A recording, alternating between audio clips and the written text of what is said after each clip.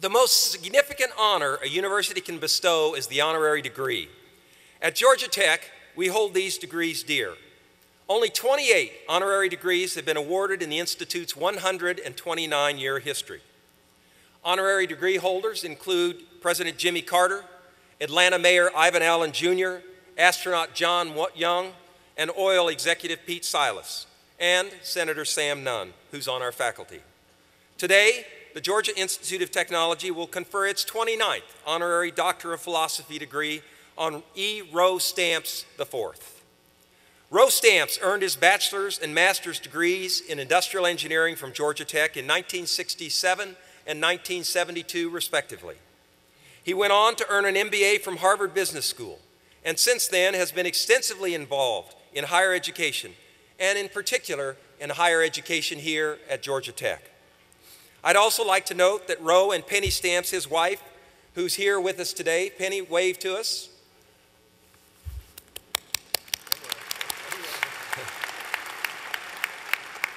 They have a nephew, Andrew Stamps, who's an honor graduate today, and who'll be receiving his degree in business administration. Rowe Stamps' honorary degree citation reads, "The President and faculty of the Georgia Institute of Technology, to all whom these presents may come, greeting. Whereas E. Rowe Stamps IV has provided exceptional leadership in the private investment sector, has enabled extraordinary educational experiences for our nation's brightest and most promising undergraduate students at leading institutions across the country, and has tirelessly supported his alma mater through service in a number of volunteer leadership positions, and along with his wife, Penny, provided transformative philanthropic support, profoundly affecting the life and experience of many students here at Georgia Tech. Now, therefore, we do hereby confer the degree of Honorary Doctor of Philosophy with all the rights, privileges, and honors thereunto appertaining. In witness whereof, the signatures of the Chancellor of the University System of Georgia and the President and Registrar of the Georgia Institute of Technology are hereto subscribed. To confirm to all present, this degree is affixed with the seal of the Institute. Congratulations, Dr. Stamps.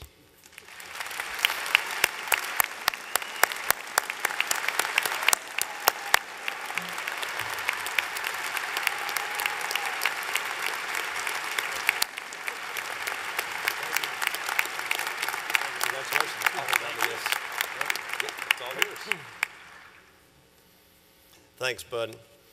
I can tell you I'm incredibly honored to be here today. I'm incredibly honored to be part of the class of 2014. I'm finally graduating. So congratulations to all of my fellow classmates. I'm delighted to be here with you. It took me a while, but finally get a chance to graduate. Before I get too far along, I want to give a special shout out to 4 people in this class I know really well. First is my nephew, Andrew Stamps, and then there are 3 Stamps scholars, Jacqueline Griffith, Ronnie Foreman, and Frederick Grimm. One thing I can tell you is if these 4 incredible young men and women are in any way indicative of what this class is all about, we better buckle our seatbelts because we are in for quite a ride. So congratulations to all of you, and certainly to those 4 that I know awfully well in this class. I first came to this building 52 years ago. We didn't have Nick Selby at the time to exhort us to do great things because we were on this great campus and because we could. Nick would have done that, but instead we had a dedicated state employee standing somewhere, probably roughly where I am, and he said, I want you to look to your left and look to your right, and 2 of you will not be here on graduation day. He also told us to take German. And if you couple that with the beginning of fraternity rush and the beginning of classes that very week, particularly freshman chemistry, I was lucky to make it through my first week here on this campus, much less to get out of here some years later. But I did get out. That's what we did in those days. We actually didn't graduate. We got out. We had getting out parties, And we really found it to be our sole purpose in life to get out of this place, like it was Alcatraz or somewhere like that. And looking back, I'm not sure I know what the rush was, because it was a great place to be. It was a great experience for all of us, and we certainly enjoyed it. And then 2 weeks ago, I was reminded of what an incredible place this was. And that is when Harrison Butker kicked a career-long field goal.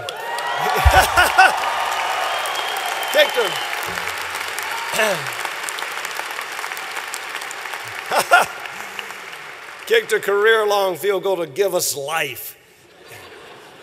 And then DJ White steps in front of the intended receiver and sealed the deal against the hated, the dreaded Georgia Bulldogs. To hell with Georgia. So, I was reminded of what a great place this was at that time. And I was rolling around the floor like I was a freshman again. So I'm sure all of you enjoyed that experience, and I'm sure many of you will enjoy it many times in the future. So when I was asked to come here, I wondered what might be a good use of the few minutes we have together. By the way, Dorcas emphasized few. And so I decided to consult some experts, and I first asked Donna Shalala, the president of the University of Miami. I said, "You've given 1 million of these addresses. What's the trick?" And she said, "Well, it's really simple. You got to be funny, and you got to be short." And so I thought about that sage advice for a little while and realized, that's easy for her because she's funny and she's short. So I then consulted Dr. Bud Peterson. How about a hand for Dr. Bud Peterson?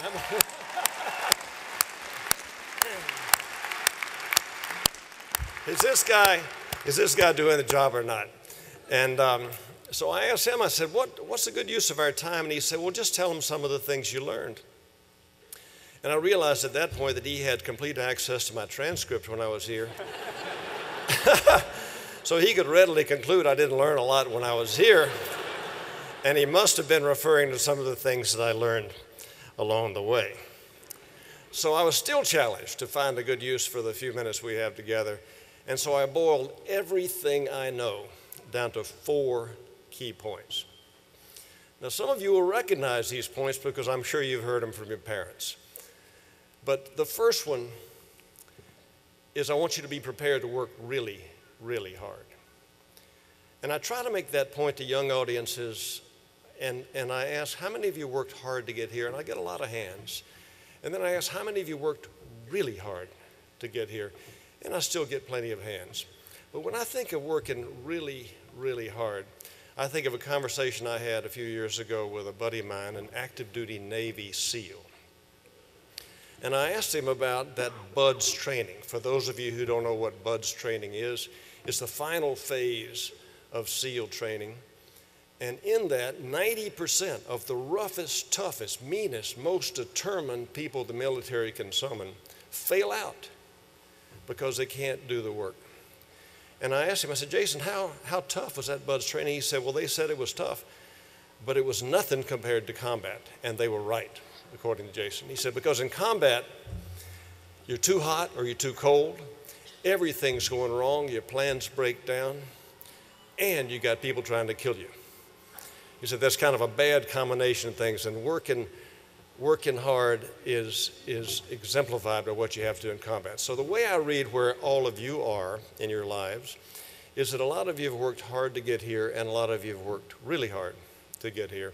My guess is that before you accomplish your goals, let alone the goals that society would have for someone so talented and so driven, before you accomplish those goals, you're going to have to earn your combat pay. So work really, really hard. My second point is I need you to think about making really good decisions. And I have an idea of how to make better decisions that I'll share with you in a second. But I speak as a veteran of someone who made plenty of bad decisions and got away with them. I think that was then. That was the era of my generation when we could do really stupid things when we were young and get away with them. I don't think that era exists today because there's a record for all to behold forever and ever of every stupid decision you make. So you need to avoid bad decisions. On the good decision side, I can tell you that I recently returned from my 40th business school reunion. And at that reunion and at others before that, I've tried to ask the question, what is it that differentiated the accomplishments of this really talented young man or woman from that one? Why was this person able to accomplish more than he or she ever dreamed, and this one didn't? And I concluded that one of the major reasons for that differentiation, of course, we all looked the same when we got there. We kind of looked the same when we got out. One of the major reasons was the care with which they approached some of the important decisions that they had to make in their lives. And I've tried to look at a way to make better decisions over the years. Works so well for me, I'm surprised how few people do it. And it's just this simple. It's just every time you address a decision of some importance, ask yourself a simple question. What am I trying to accomplish here? And if you're sitting across the table from somebody that you're trying to get hired by or trying to sell them something or trying to get them to do something, ask the related question. What are their objectives? And it strikes me that asking and answering those simple questions, it only takes a couple of minutes, will help you with the clarity of thought that will enable you to make a better decision. And ultimately, I think it will lead you to be much more likely to be in the side of that group that was very happy with their life's accomplishments. My third point is I think you should be prepared to invest in yourself. There are at least two ways to do that. One is you're doing here today. You're showing your success on this great university campus. And educationally and in every other way of learning, I think it's important for you to continue that trajectory of learning. But there's another way of investing in yourself. And in that manner, I would recommend that whatever the size of your paycheck, take a piece of it and invest it in your future. One of the things that I guarantee you that will lead to is you'll develop a net worth. And a lot of you will learn in your lives there's a huge difference between a high income and a high net worth. One of the often overlooked reasons that I think it makes sense to invest in yourself financially is that I'm convinced that one of these days opportunity will knock on your door. You're too talented, too driven for it not to be true. But opportunity will knock on your door. And if you're so wrapped up in car payments and boat payments and house payments, club dues, and the kinds of things that you can easily get caught up in, then you might not recognize opportunity when it knocks on your door, and you might wake up one day and ask where it all went. My last point, by the way, that always gets a huge round of applause when people say, oh my God, he's finishing, is protect your most valuable assets. I'll tell you a story of a picture we have in our house. It's actually my favorite picture, and it shows my wife and me on graduation day 40 years ago. And we were grinning like crazy. I'm not sure why I was grinning. I was scared to death. And my wife was grinning. I'm sure she was grinning because she said, finally, I can get this guy to go to work, see if he's any good. And the reason I like this picture so much is it shows everything we had and didn't have at that stage of our lives. First, what didn't we have? Well, we didn't have any money. I assume that's kind of like some of you. In fact, we had debt. In fact, I think that's probably like some of you as well. But bear in mind, there is hope. You can deal with that. What else didn't we have? We didn't have much of a past. Sure, we'd been to some good schools. We'd had some jobs. I'd been in the Navy. But realistically, we had a lot more to prove in our lives than we had there to date proven. That's some of what we didn't have. What did we have? One thing we had each other. And I don't want to underplay the importance of that one, because I think all of you will find, as Dr. Peterson mentioned a minute ago, having good partners in life and having people to help you go through life is awfully important, whether that's in the business sector or in the personal sector. I've been blessed on both fronts. I've had a terrific wife of 43 years, a wonderful family, and I've had great business partners along the way. What else did we have? And to me, that involves one more story. I took my daughter off to college a few years ago, I was swollen with pride at the person she had become and the person she was becoming. And I told her I would trade places with you in a heartbeat, just as I would trade places with all of you. And my daughter looked at me kind of quizzically and asked, why? Why would I do that? She said, you have come so far. You've accomplished so much, and you have so much. Why would you consider trading places with me? And I think the answer to that question is the definition of the asset that she has and had, and all of you have a great deal more of than I have, because that asset is your future. The good thing about your future and assets like that is you have a lot of it. The bad thing about it is that it's perishable. It has to be treated with care. It has to be nurtured. It has to be safeguarded. You have to work really, really hard. You have to make good decisions and avoid bad decisions. You have to invest in yourself. You have to protect that as your most valuable asset, because it really is. So with that, let me ask you one last time while we have you captive on this great university campus. Look to your left and look to your right. Congratulate your colleagues on their incredible accomplishments getting here today.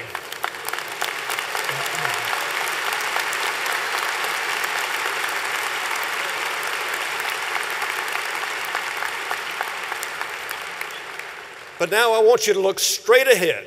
Look straight ahead at your wonderful, your glorious, your incomparable future. Thank you very much. Congratulations.